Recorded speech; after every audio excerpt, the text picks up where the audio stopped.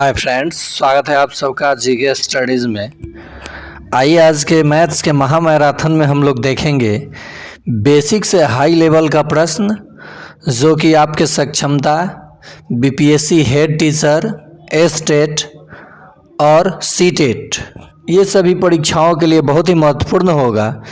अगर आप चैनल पर नए हैं तो इस चैनल को सब्सक्राइब कर लें, बेल आइकन दबा लें और वीडियो देखने के बाद पसंद आए तो लाइक करें, ना पसंद आए तो लाइक ना करें। आपका अपना चैनल जीके स्टडी। आइए प्रश्न पे हम लोग चलते हैं बिना देरी किए, क्योंकि ये वीडियो लंबा तो होगा लेकिन अगर आप समय निकाल के देखते हैं तो आपके लिए बहुत ही उपयोगी होगा और सारे प्रश्न आपको ट्रिक से बताया जाएगा। तो चलिए स्टार्ट किया जाए।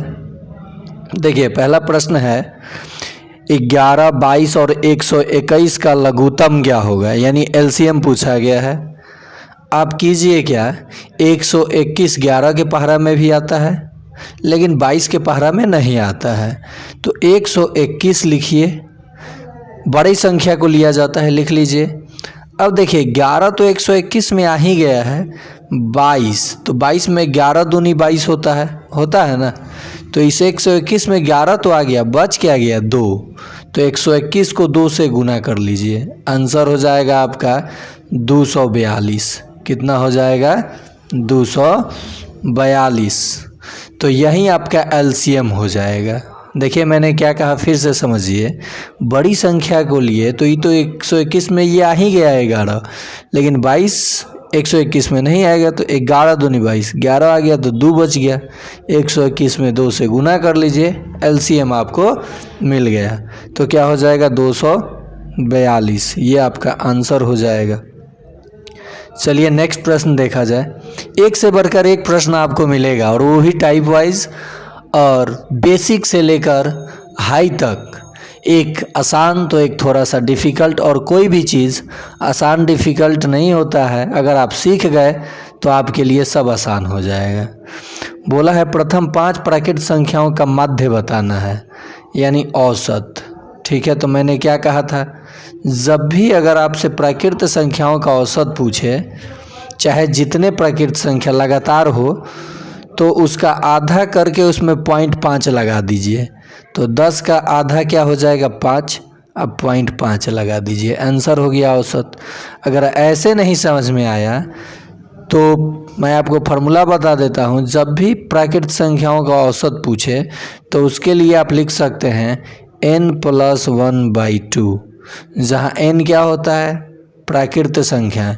तो प्रथम 10 प्राकृत संख्या, n का मान क्या हो गया 10 जोड़ 1 बटा 2, तो 11 को आधा कीजिएगा तो कितना होगा 5.5। तो आप सोच लीजिए कौन सा बेस्ट ट्रिक है, या आप मेथड भी सीख लीजिए। ठीक है दोस्तों, चलिए नेक्स्ट प्रश्न पे चला जाए। और हाँ, आजकल देख रहे हैं कमेंट लाइक ये घट रहा है, लगता है आप लोग लाइक नहीं कर रहे हैं वीडियो को, या वीडियो आपके लिए उपयोगी नहीं है। तो ऐसे ही धीरे धीरे क्या होता है, मनोबल कम होते चला जाता है, आदमी कंटेंट बनाना छोड़ देता है। समय निकाल करके, बहुत फुर्सत से समय निकालता हूँ स्कूल से आने के बाद। आप सबको तो पता ही है स्कूल का टाइमिंग क्या चल रहा है, और इतने धूप में आने के बाद थके हुए फिर आपको वीडियो, आप लोगों के लिए वीडियो देना, और वो भी एकदम स्लो और आसान तरीके से समझा कर। तो आप लोगों से मुझे उम्मीद है कि आप लोगों का लाइक बढ़ेगा इस वीडियो के लिए, और कमेंट शेयर ज़रूर आप लोग कीजिएगा। चलिए नेक्स्ट प्रश्न देखा जाए। 2, 3, 6, 7 का प्रयोग कर 4 अंकों की सबसे बड़ी संख्या बनाइए, और संख्या को रिपीट नहीं करना है, यानी पुनरावृत्ति नहीं करना है। तो बड़ी संख्या बनाने के लिए हम लोग करते क्या हैं कि दिए हुए डिजिट को, जैसे ये 2 है, 3 है, 6 है, 7 है, देखते हैं इसमें सबसे बड़ा संख्या क्या है। तो सबसे बड़ा संख्या क्या है 7, फिर उससे बड़ा क्या है 6, फिर उससे बड़ा क्या है 3, फिर क्या है 2। तो आपका आंसर क्या हो जाएगा 7632। ये आपका आंसर हो जाएगा बी नंबर। आया समझ में आपको? बड़ी संख्या बनाना हो तो बड़े संख्या से शुरू किया जाता है। आइए नेक्स्ट प्रश्न पे चलते हैं। 2 अंकों की सबसे बड़ी संख्या जो पूर्ण वर्ग है, तो इसके लिए आप क्या कीजिएगा कि 2 अंक की सबसे बड़ी संख्या 99 लिख लीजिए। ठीक है, लिख लिए 99। अब हम लोग करेंगे क्या, इसका फैक्टर करके जो बच जाएगा लास्ट में घटा लीजिए, या फिर आप इसको इस तरीके से निकालिए। तो 99 81, 81 आएगा ना, 9 9 18, ये 81, तो कितना आया, 9 में से 1 गया 8 और ये 1 18। तो जब आप 99 में से 18 कम कर दीजिएगा तो फिर क्या आ जाएगा, 81 आ जाएगा। देखिए 1 और ये 8, तो जो भी ये सेशन मेरा उद्देश्य, देखिए आप तो ये ऐसे ही पकड़ लेते कि सबसे बड़ी संख्या जो पूर्ण वर्ग है 2 अंक की, तो 81 के बाद कोई 2 अंक की पूर्ण वर्ग संख्या होती है, नहीं होती, तो आंसर तो मौखिक दे दिए। लेकिन प्रश्न बड़ा हो तो क्या कीजिएगा, तो जो ये शेषफल बच जाता है और फिर इससे भाग नहीं जाएगा यहाँ गुना करने पे, तो इसी शेषफल को इस दी गई संख्या से घटा लेते हैं। तो ये 99 में से 18 घटा 81, यानी 2 अंक की सबसे बड़ी संख्या क्या होगी जो पूर्ण वर्ग होगी, तो 81 हो जाएगी। आ गया समझ में। चलिए नेक्स्ट देखा जाए। 4/3, 8/7 और 12/5 का महत्तम पूछा है। तो जब भी बटा का महत्तम पूछा जाए तो अंशों का क्या किया जाता है, मौसौ। तो 4, 8, 12 का महत्तम। ठीक है, तो यहाँ पे क्या कीजिएगा आप लोग कि ये 12/5 हो गया, तो अंशों का क्या किया जाता है, महत्तम निकाला जाता है, यानी मौसौ। तो 4, 8, 12 का महत्तम क्या हो जाएगा, 4। और हरों का क्या किया जाता है, लघुत्तम। तो ये तीनों डिफरेंट नंबर है, तीनों डिफरेंट नंबर है ना। यहाँ पे ऑप्शन ही गलत हो जाएगा क्योंकि मौसा पूछा है, तो इसका मौसा निकालेंगे जब हम लोग तो 4 आएगा, और इसका लघुत्तम जब निकालेंगे तो 70 का 21, 21 बचे 105 आ जाएगा। क्या हो जाएगा, 21 बचे 105, तो 4/105 आंसर होगा, 4/105। आइए नेक्स्ट प्रश्न देखते हैं। निम्न में सबसे छोटा भिन्न है।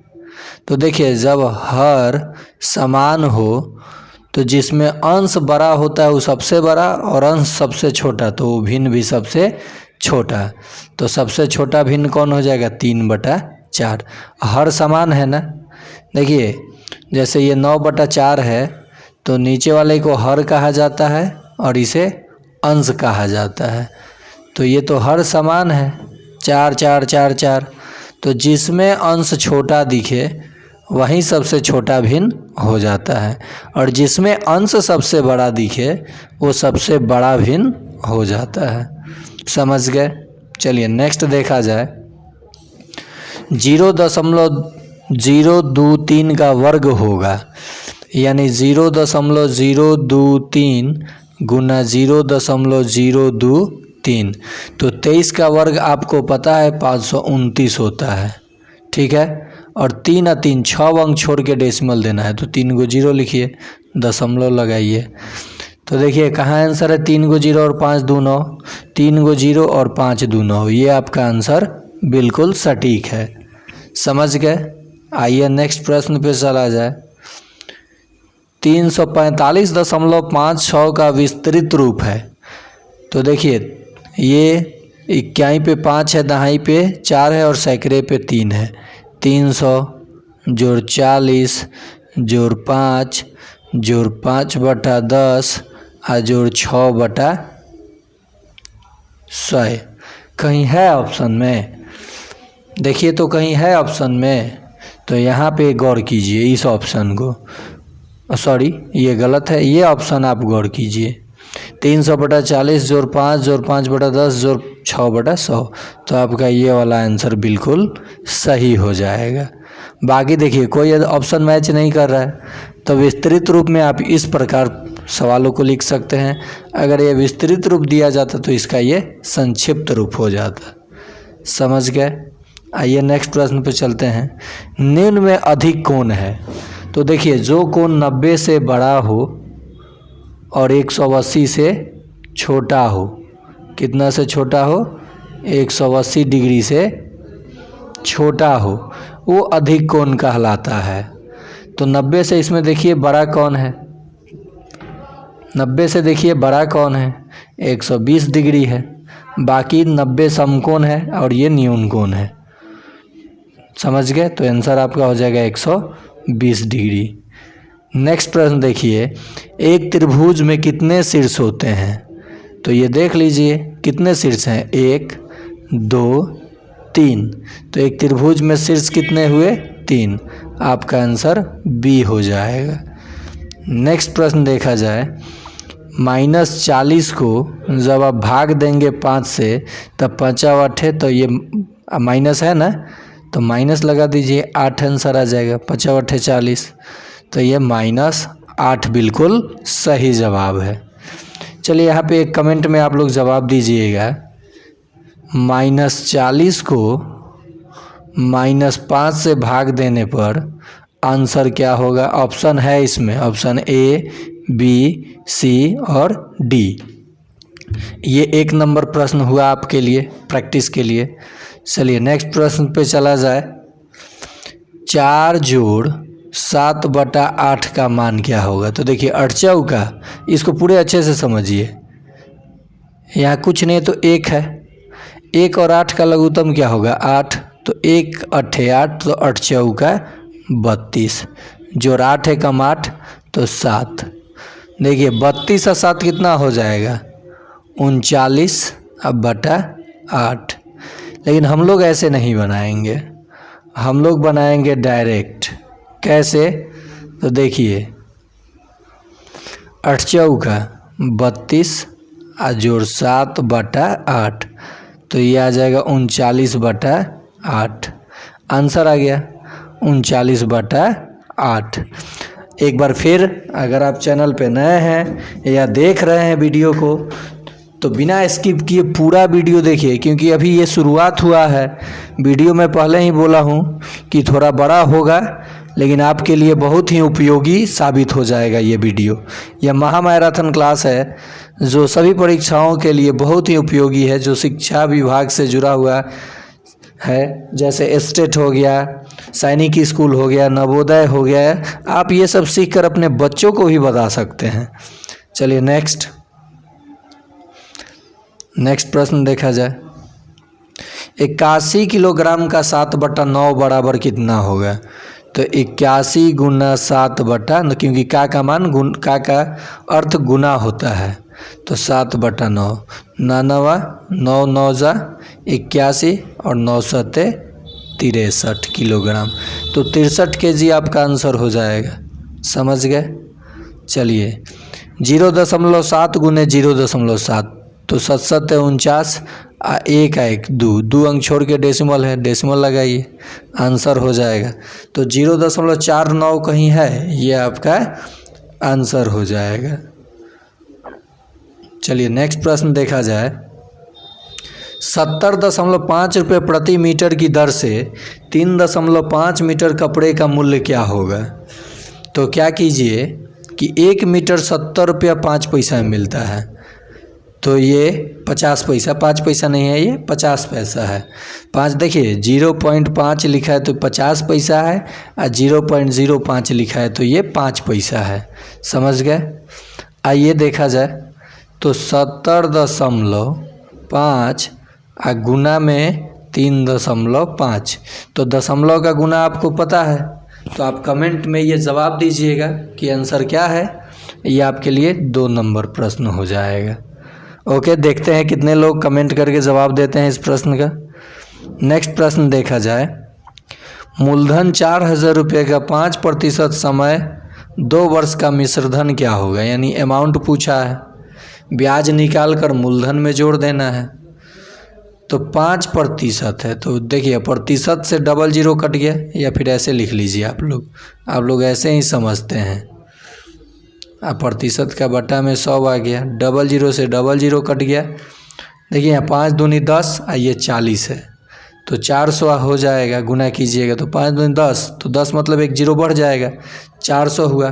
तो ये तो केवल ब्याज हुआ ना, अब मूलधन तो ये था, तो इन दोनों को आपस में क्या कीजिए, जोड़ दीजिए, मिश्रधन हो जाएगा, मिश्रधन। तो 4000 में 400 जोड़िएगा तो 4400 हो जाएगा, आंसर सी हो जाएगा। समझ गए इस प्रश्न को भी। आइए नेक्स्ट प्रश्न पे चलते हैं। 3/5 का प्रतिशत मान क्या होगा? तो 3/5 है गुना 100%, काट दीजिए 20 25 100, 3 दूनी कितना होता है 6, एक जीरो लगाइए, प्रतिशत लगाइए, 60% आंसर हो जाएगा। समझ में आया? अगर कोई आपसे पूछे, ये 3 नंबर प्रश्न देखिए, आप लोग जवाब दीजिएगा कमेंट में। बहुत लोग ये गलती करेंगे मुझे पता है, देखते हैं गलती करते हैं कि नहीं करते हैं। 5 को प्रतिशत में बदलें, प्रतिशत में बदलें, ठीक है। आपको ऑप्शन नहीं दे रहा हूँ, नहीं तो आप तो सही पकड़ ही लेंगे। देखते हैं 3 नंबर प्रश्न का जवाब कितने लोग दे पाते हैं। नेक्स्ट, 45 40 35 50 0 100 का माध्य क्या होगा? तो देखिए माध्य में क्या होता है, सभी प्रेक्षण को आपस में जोड़ा जाता है, ठीक है, और प्रेक्षणों से भाग दिया जाता है। तो ये देखिए 45 और 35 मिलके कितना हो जाएगा 90, तो ये 100 190 हो गया, और ये भी 90, ठीक है। 90 या 90 180, देखिए यहाँ 50 और 40 90, आइए दोनों मिलके 5 5 10 4 3 7 1 8 80 हो जाएगा। देखिए ये 90 हुआ और ये 80 होगा, और ये 100, ये काट दीजिए। देखिए ये दोनों मिलके 90, आइए 100, तो 190 80 190 80, तो 100 270 हो रहा है ना, 270 हो गया। लीजिए ये मिटा देते हैं, जब सबको जोड़िएगा आपस में तो कितना हो जाएगा 270। अब बटा 1 2 3 4 5 6, 6 से देखिए 6 चौका 24 और 6 पचे 30, देखिए 27, तो 6 चौका 24, तो 3 शेष बचेगा, जीरो लगाइएगा तो 30, तो 6 पचे 30, तो 45 हो जाएगा इसका मान। आगे आपको समझ में। चलिए नेक्स्ट प्रश्न पे चलते हैं। कक्षा 9 में विद्यार्थियों की लंबाई है 155 160 145 149 150 147 152 144 148, तो इनका माध्यक क्या होगा? डाटा बड़ा है। माध्यक जब भी पूछा जाता है तो आप प्रेक्षणों को या तो बढ़ते क्रम में सजा लीजिए पहले, या घटते क्रम में सजाइए। तो लीजिए बढ़ते क्रम में सजाया जाए। सबसे छोटा इसमें कौन दिख रहा है 144, फिर उससे बड़ा कौन दिख रहा है तो 145, फिर उससे बड़ा तो 147, फिर उससे बड़ा तो 148, फिर उससे बड़ा 44 हो गया, 45 हो गया, 47 48 हो गया, 49 149 है ना, यहाँ पे 149, फिर इससे बड़ा तो 150, फिर इससे बड़ा तो 152, 50 के बाद 152 हो जाएगा 152, फिर उससे बड़ा तो 155, उससे बड़ा तो 160। गिनिए 1 2 3 4 5 6 7 8 9, तो 4 गो इधर से हटा दीजिए, 4 गो इधर से हटा दीजिए, बीच में बच कौन गया 149, तो आपका माध्यक क्या हो जाएगा 149। आ गया समझ में? अगर समझ में आ गया हो तो एक बार लाइक सभी लोग कर दें। आपका लाइक मनोबल बढ़ाता है, प्यार देता है, और मुझे मज़ा आता है लाइक देखकर कि आप लोग वीडियो देख रहे हैं। तो और भी वीडियो आप लोगों को प्रोवाइड करने को मौका मिल जाता है तो देते रहता हूँ। और इस चैनल पे आप अपने दोस्तों के बीच से इतना शेयर कीजिए ताकि वो देखें तो बोले कि हाँ गणित का पढ़ाई ऐसे ही हो, ताकि हमारा मार्क्स कोई भी परीक्षा दें तो गणित का एक भी प्रश्न हम छोड़ें ना। चलिए आ जाइए नेक्स्ट प्रश्न देखते हैं। नीलम 3 क्रमागत दिनों में क्रमशः 5 घंटा, 6 घंटे और 4 घंटे पढ़ती है। उसके पढ़ने का औसत समय क्या है? तो आप लोगों को पता है औसत होता है सभी प्रेक्षणों का योग बटा प्रेक्षणों की गिनती। तो पहला कितना पढ़ रही है? 5 घंटा, फिर कितना पढ़ रही है? 6 घंटा, फिर 4 घंटा। 3 गो ऑब्जर्वेशन है ना, 3 टाइम, तो 3, 6 4 10 और 5 15 अब बटा 3 काट दीजिए, कितना आ जाएगा? 5। यानी उसका औसत जो पढ़ाई है वो कितने समय है? 5 घंटा। ठीक ऐसे ही जब खिलाड़ी रन बनाता है तो उसका औसत निकाला जाता है। जैसे आप मान लीजिए सप्ताह दिन में पढ़े 6 घंटा, किसी दिन पढ़े 4 घंटा, किसी दिन 0 नहीं पढ़े, तो वैसे ही आप सभी को जोड़ के भाग दीजिएगा तो औसत निकल जाएगा आपका भी। तो औसत समझ गए आप लोग। चलिए नेक्स्ट देखा जाए। 2.5 को भाग देना है 0.5 से। तो देखिए यहाँ भी एक अंक दशमलव के, यहाँ एक अंक छोड़ के दशमलव है, यहाँ भी एक अंक छोड़ के दशमलव है। तो दशमलव से दशमलव हटा दीजिए और ये अंक 5 हो गया, ये 25 हो गया। तो 5 25 यानी 5 आपका आंसर हो जाएगा। 5.0 आप जो देख रहे हो वो 5 ही है। एक चीज़ और आप लोग ध्यान दीजिए, यहीं पे अगर सवाल होता कि 0.025 को भाग देना है 5 से, तब क्या करते? या 0.5 से, तो ये दशमलव हटाते, नीचे कितना अंक आता? 1 2 3, 1 लिख कर 3 गो 0 आता है। ये दशमलव हटाते, ऊपर एक 10 जाता है क्योंकि एक अंक है, ये काट देते, 0 से 0 कट गया, और ये 5 से ये भी कट गया 5 बार में। अब 5 को जब 100 से भाग दीजिएगा तो 2 अंक छोड़ के डेसिमल होना चाहिए, 5 0.0, ये आंसर हो जाता है। आ गया समझ में आपको? अब भाग दे सकते हैं। तो चलिए 4 नंबर प्रश्न देता हूँ, आप लोग जवाब दीजिएगा कि इसका आंसर क्या होगा। ठीक है, 0.008 को भाग देना है 0.2 से। कमेंट में इसका 4 नंबर का जवाब आप लोग दीजिएगा बिना ऑप्शन का। आइए नेक्स्ट प्रश्न देखते हैं। निम्न का बहुलक है तो कौन सी संख्या सबसे अधिक बार दिख रही है? तो देख लीजिए, 2 3 बार आया है, 3 2 बार आया है, 4 1 बार दिख रहा है, 5 देखिए 1 2 3 4 बार दिख रहा है, तो यही सबसे ज़्यादा बार दिख रहा है। तो बहुलक क्या हो जाएगा? बहुलक 5। एक चीज़ और मैं बताना चाहूँगा कि यहाँ से 5 को हटा देते हैं तब बहुलक क्या होता है? 5 भी 3 बार आया, 2 भी 3 बार आया, तो इस केस में आप बहुलक का जवाब क्या दीजिएगा? बताइए, सोच में पड़ जाइएगा। तो जब भी कोई 2 संख्या समान बार रिपीट किया हो तो ये बहुलक दोनों संख्याएं हो जाएगा, 2 भी और 5 भी, ये आपका आंसर हो जाएगा। ठीक है, आइए नेक्स्ट प्रश्न देखते हैं। 78 डिग्री का पूरक कोण क्या होगा? तो पूरक कहे तो 90 में से घटाइए 78, तो 78 और 2 80 या 10 90, यानी 12 डिग्री होगा। क्या होगा? 12 डिग्री। समपूरक पूछता तो क्या करते? 180 में से घटाते, कोई भी एंगल दिया होता तो। समझ में आ गया? समपूरक कहे तो 180 में से घटाइए, पूरक कहे तो 90 में से घटाइए। आइए नेक्स्ट देखते हैं। एक वृत्ताकार मैदान का व्यास 14 मीटर है तो इसका क्षेत्रफल क्या होगा? मान लीजिए ये कोई मैदान है, इसका ये व्यास है 14, तो ये आधा, त्रिज्या क्या हो जाएगा? व्यास का आधा होता है। त्रिज्या क्या होता है? व्यास का आधा होता है। तो 14 का आधा क्या हो जाएगा? 7। तो त्रिज्या तो आपका पता चल गया। अब क्षेत्रफल पूछा है, तो वृत्त का क्षेत्रफल क्या होता है? वृत्त का क्षेत्रफल क्या होता है?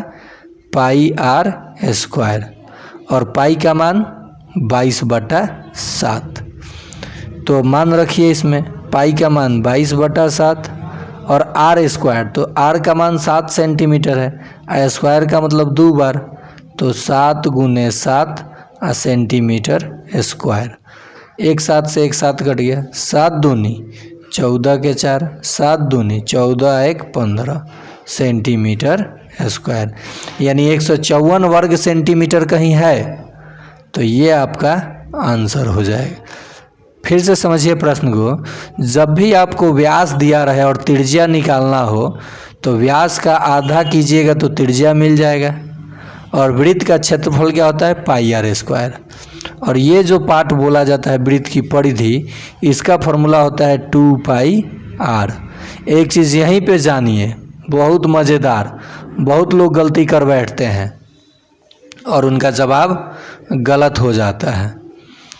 अगर पूछ दे अर्धवृत्त का व्यास परिमिति क्या होगा, जैसे मान लीजिए ये कोई अर्धवृत्त है, इसका परिमाप क्या होगा, तो बहुत लोग सोचते हैं कि पूरा वृत्त का 2 पाई आर, तो अर्धवृत्त का आधा कर दो तो ये परिमाप हो गया, जो कि गलत है। ये तो परिमाप केवल इस भाग का हुआ और ये तो आप छोड़ दिए। तो अर्धवृत्त का जो परिमाप होता है वो होता है पाई आर प्लस ये आर ए आर, 2 आर, तो 2 आर, तो ये आपका हो जाएगा अर्धवृत्त का परिमाप। इसमें से आर आप कॉमन भी ले सकते हैं, आर, तो पाई प्लस 2 हो जाएगा। समझ में आ गया? चलिए नेक्स्ट प्रश्न पे चला जाए।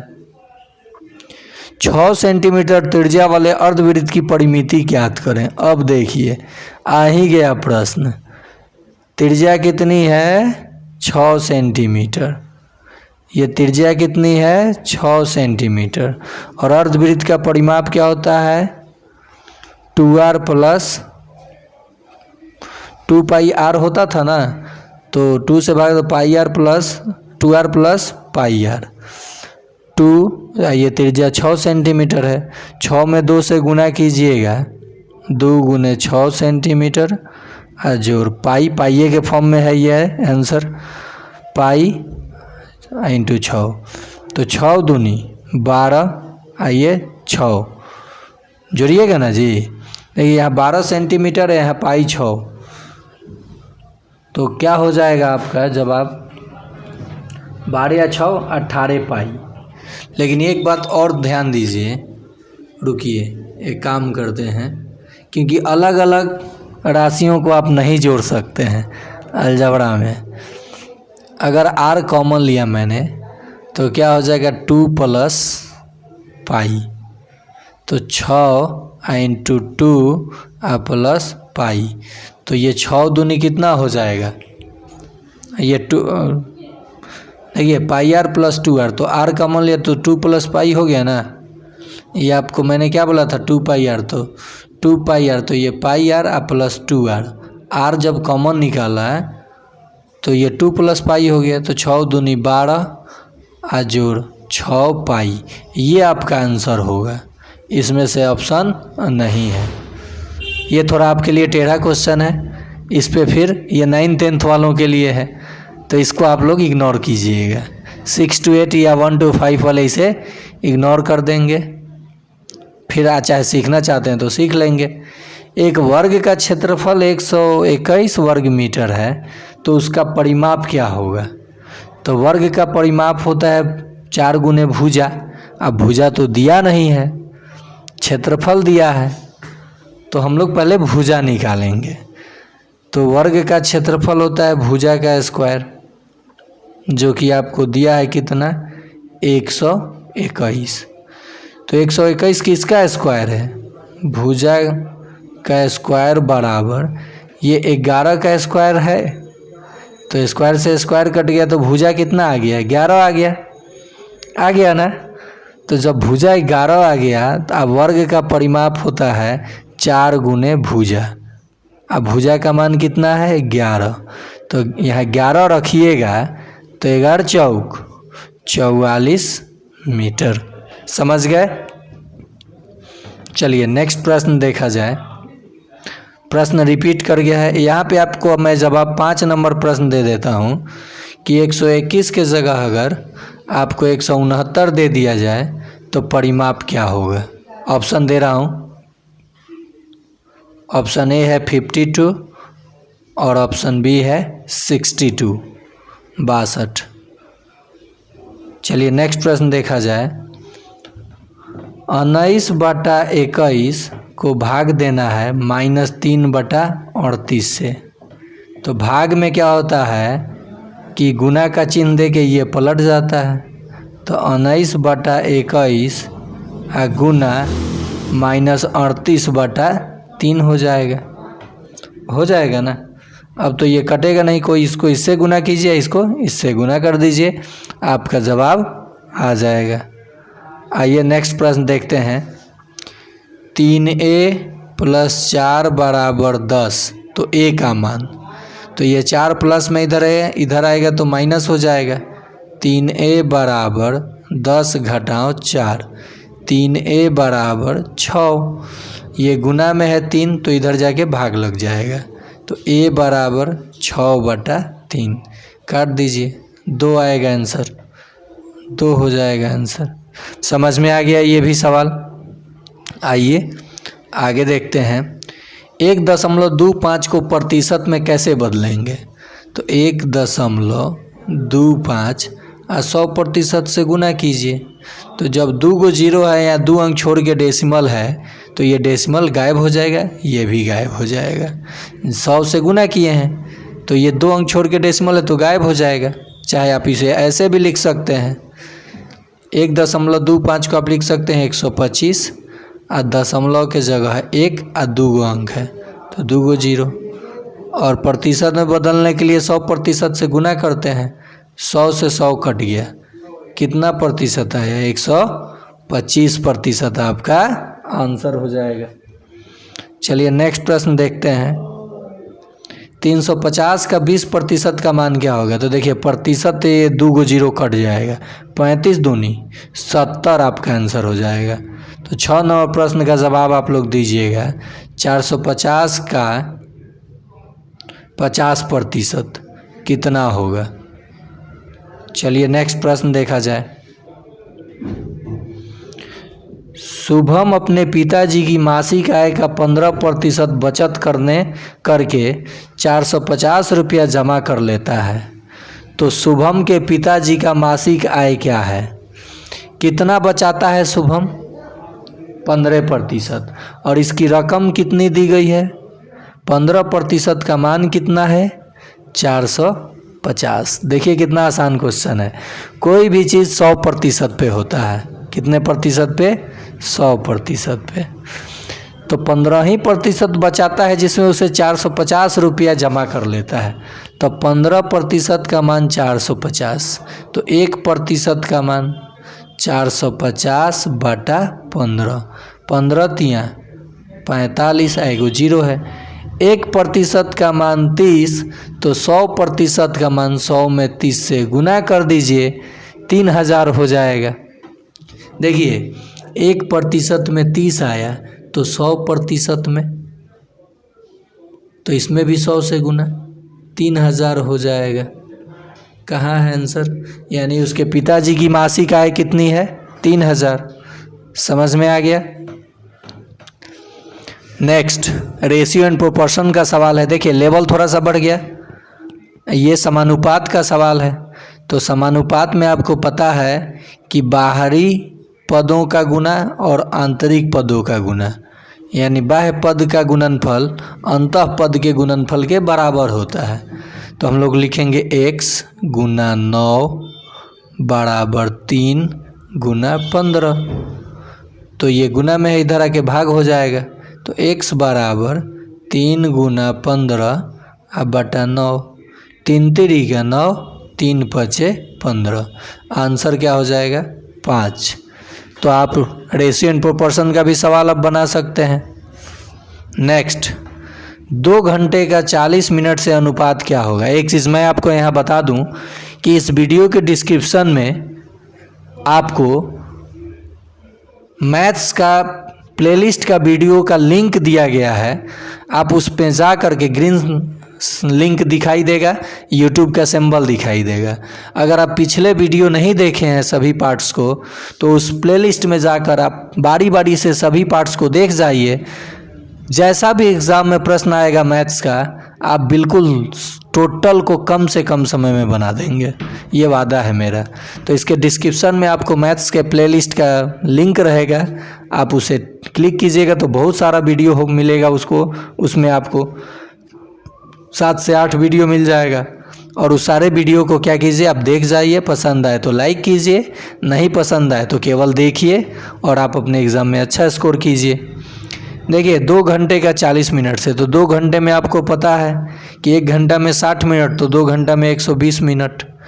ये भी मिनट हो गया, ये भी मिनट। 1 0 से 1 0, 4 3 12, 3/1 आया, यानी 3:1 है कहीं ऑप्शन में? ऑप्शन ए ही सही हो जाएगा। समझ गए? राशि को पहले समान कीजिए तब अनुपात निकालिए। चलिए नेक्स्ट प्रश्न देखा जाए। बाज़ार में केले 18 रुपये प्रति दर्जन बिक रहे हैं, तो 10 केलों का मूल्य क्या होगा? 18 रुपया में कई गो मिल रहा है? 18 रुपया में कई गो मिल रहा है? 12 गो। तो 1 रुपया में कई गो मिलेगा बताइए? या फिर 1 केला कई रुपये में मिलेगा? देखिए एक चीज़ और यहाँ ध्यान दीजिएगा, 10 केलों का मूल्य पूछा है। 12, 1 दर्जन में 12 होता है, 12 केला कई रुपये में? 18 रुपया में। तो 1 केला कई रुपया में? 1 केला, यहाँ केला लिख लीजिए, 18/12 रुपया में। तो 10 केला कई रुपया में? तो क्या कीजिए, 18/12 गुना 10। देखिए ये कटेगा 6 से, 6 3 18, 6 दूनी 12, ये कटेगा 2 5 10, 5 3 15 रुपया में आपको क्या मिलेगा? 10 केला मिल जाएगा। 18 रुपये में 12 ले रहे थे, तो 15 रुपया में आप 10 ले सकते हैं। 10 किलो का मूल्य 15 रुपया। आ गया आपको समझ में? नेक्स्ट प्रश्न देखिए। एक समांतर चतुर्भुज का आधार 8 सेंटीमीटर है और संगत ऊंचाई 6 सेंटीमीटर है, तो समांतर चतुर्भुज का क्षेत्रफल क्या होगा? तो समांतर चतुर्भुज का क्षेत्रफल होता है आधार गुना संगत ऊंचाई, फॉर्मूला होता है। तो आधार कितना दिया है? 8 सेंटीमीटर, और ऊंचाई कितना दिया है? 6 सेंटीमीटर। तो गुना कीजिएगा तो 8 छक 48 वर्ग सेंटीमीटर हो जाएगा। 48 वर्ग सेंटीमीटर कहीं है, ये आपका आंसर हो जाएगा। समझ में आ गया ये भी सवाल आपको? चलिए नेक्स्ट प्रश्न देखा जाए दोस्तों। एक समांतर चतुर्भुज का आधार 8 सेंटीमीटर है और ऊंचाई, तो ये भी वही प्रश्न रिपीट किया हुआ है। नेक्स्ट प्रश्न है, एक त्रिभुज का क्षेत्रफल ज्ञात कीजिए जिसका आधार 20 सेंटीमीटर और ऊंचाई 8 सेंटीमीटर है। ये कोई त्रिभुज है जिसका आधार 20 सेंटीमीटर है और ऊंचाई 8 सेंटीमीटर है। त्रिभुज का क्षेत्रफल होता है 1/2 गुने आधार गुने ऊंचाई। तो 1/2, आधार का मान कितना है? 20, ऊंचाई का मान कितना है? 8। 2 से 20 कटा 10, और 10 8 80 वर्ग सेंटीमीटर आपका आंसर हो जाएगा। तो ये आपका हो जाएगा आंसर। ओके, देखिए नेक्स्ट प्रश्न देखा जाए। एक समचतुर्भुज का क्षेत्रफल इस बार दे दिया है और आधार दे दिया है, संगत ऊंचाई बताना है। देखिए फॉर्मूला से फॉर्मूला आप कैसे बनाते हैं, इसे अच्छे से समझिएगा। समचतुर्भुज का क्षेत्रफल का फॉर्मूला मैंने बताया आपको, यहाँ पूरा लिख देता हूँ। क्षेत्रफल समचतुर्भुज का आधार गुने ऊंचाई, आधार गुने ऊंचाई। तो हमें ऊंचाई बताना है, तो ऊंचाई के लिए फॉर्मूला बनेगा, ये आधार इसके नीचे चला आएगा। तो ऊंचाई के लिए क्या फॉर्मूला बन जाएगा? समचतुर्भुज का क्षेत्रफल बटा आधार बन जाएगा। क्षेत्रफल कितना है? 108, और ये आधार कितना है? 18। 6 बार में कट जाएगा। 6 मीटर कहीं है, तो ये आपका आंसर हो जाएगा। देखिए फॉर्मूला से फॉर्मूला अगर बनाना आप लोग सीख गए, एक पार्ट में लाऊंगा फॉर्मूले करके, जिससे आपको, जैसे देखिए कैसे मैं फॉर्मूला बनाता हूँ, आप भी देखिएगा तो ये तो आंसर आपको आ गया। एक फार्मूला अगर आपको याद है तो कोई भी फार्मूला आप उससे रिलेटेड करके बना सकते हैं। जैसे मैंने बनाया कि घनाभ का आयतन बराबर लंबाई गुने चौड़ाई गुने ऊंचाई। अगर मुझे लंबाई का फार्मूला बनाना है तो ये दोनों गुना में है, इधर आके इसके नीचे चला आएगा, यानी यह घनाभ का आयतन अब बटा चौड़ाई गुने ऊंचाई, लंबाई का बन गया। अगर यही हमें चौड़ाई का बनाना हो तो ये यहीं रहेगा, ये दोनों इसके नीचे चला आएगा, ये और ये। फिर ऊंचाई का बनाना हो तो ये यहीं रहेगा, ये दोनों इसके नीचे चला आएगा। आगे आपको समझ में, जैसे आपको ऊंचाई का फार्मूला बनाना हो तो घनाभ का आयतन अब बटा में लंबाई गुने चौड़ाई हो जाएगा। तो ऐसे जब आप फार्मूला बनाना सीख जाएंगे तो कुछ भी दिया रहे, ये 4 चीज़ों में से अगर 3 चीज़ दिया रहे तो चौथा आप बता सकते हैं। आइए नेक्स्ट प्रश्न पे चला जाए। कितने समय में 520 रुपया 10% वार्षिक ब्याज की दर से 660 रुपया हो जाएगा? तो देखिए, पैसा तो था 520, 660 होने के लिए कितना ब्याज देना पड़ा होगा बताइए। 0 में से 0 गया 0, 6 में से 5 गया 1 और 6 में से 5 गया 1, 110 रुपया ब्याज देना होगा। बड़ा होगा तभी ना इतना पैसा दिया होगा। तो कितना समय में 110 रुपया हुआ होगा? तो समय निकालने के लिए हम लोग क्या लिखते हैं? समय निकालने के लिए फार्मूला ब्याज, ये ब्याज हो जाएगा गुना 100 आ बटा मूलधन आ गुना दर। तो दर 10% है दर। तो देखिए यहाँ ये मिटा देते हैं। ब्याज कितना आया है हमारा? 110 गुना 100, मूलधन कितना है? 550 आ ये 10। 1 0 से 1 0 कट गया, 11 5 55, 1 0 से 1 0 कट गया, 5 दूनी 10। समय कितना मिल गया? 2 वर्ष। आगे आपको समझ में ये, जब भी समय निकालना हो तो समय बराबर ब्याज गुना 100 बटा मूलधन गुना दर। क्यों? ये 550 रुपये 660 कब हुआ होगा? जब 110 रुपये वो ब्याज दिया होगा। तो ब्याज आपको पता चल गया है, तो समय निकालने के लिए फार्मूला बना लीजिए। देखिए ये फार्मूला मैंने बनाया कैसे, बहुत आसान है। इंग्लिश में लिख देता हूँ ताकि शॉर्ट में लिख दूँगा। फार्मूला आपको भी बनाना सिखा दे रहा हूँ यहीं पे। मेरे साथ जुड़ने के बाद आपको बहुत कुछ जानने को मिल जाता है और एक्स्ट्रा ऑर्डिनरी माइंड आप लगा सकते हैं मैथ्स में। देखिए इंटरेस्ट का फॉर्मूला होता है principal into rate into time by 100। यानी ये मूलधन है, ये दर है, ये समय है, ये ब्याज है। अगर मुझे यहाँ पे टाइम का फॉर्मूला बनाना हो समय का तो टी लिखूँगा और ये बटा में है तो इधर आके गुना हो जाएगा। तो इंटरेस्ट गुना 100, ये दोनों गुना में है तो इसके नीचे चला आएगा पी गुने आर, प्रिंसिपल गुना रेट।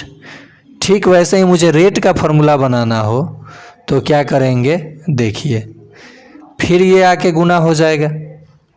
अगर रेट का फॉर्मूला बनाना हो तो फिर जाके गुना हो जाएगा। इंटरेस्ट गुना 100 और रेट को छोड़ दिया, इन दोनों को नीचे लाया, मूलधन गुना समय। समझ में आया? समय का बनाना हो आप लोग अब यहाँ समय का मुझे फॉर्मूला बना के दीजिएगा। टाइम बराबर, ये 7 नंबर प्रश्न है आपके लिए। आइए नेक्स्ट प्रश्न पे चलते हैं। नेक्स्ट प्रश्न ये मैं स्क्रीनशॉट लेकर के रखा था। कुछ बच्चों ने मुझे बोला था कि सर इसका वीडियो बना के मुझे दे दीजिएगा, समझ में नहीं आया है तो उन्हें भी बना के देना है। तो इन प्रश्नों को आपने सीखा। अगर आपको पसंद आया हो और ऐसे टाइप वाइज प्रश्न आपको हमेशा चाहिए और आप परीक्षा निकालना चाहते हैं, कोई भी सीटेट हो, स्टेट हो, या अपने बच्चों को नवोदय या किसी भी तरह के कंपटीशन, सैनिक स्कूल या ओलंपियाड, तो आप उसको बोलिए कि जीके स्टडी पे जुड़ जाओ। इसमें इंग्लिश मीडियम में भी आपको मैथ पढ़ाई होगा। ये चैनल है आपका जीके स्टडीज़ या रैंकर गुरु गुरु जैसे स्पेलिंग लिखा हूँ वैसे लिख करके सर्च कीजिएगा, आपको चैनल मिल जाएगा और उसे आप लोग ज्वाइन कर लीजिए। और आप लोगों से रिक्वेस्ट है कि अगर आप लोग ये सीख चुके होंगे तो या फिर वीडियो आपको पसंद आया हो तो कम से कम ये जो लिख रहा हूँ ये कर दीजिए, ताकि मेरा भी मन लगते रहे। आपका अपना चैनल जीके स्टडी आप लोगों के लाइक का इंतज़ार करता है और करते रहेगा। आज के लिए इतना ही।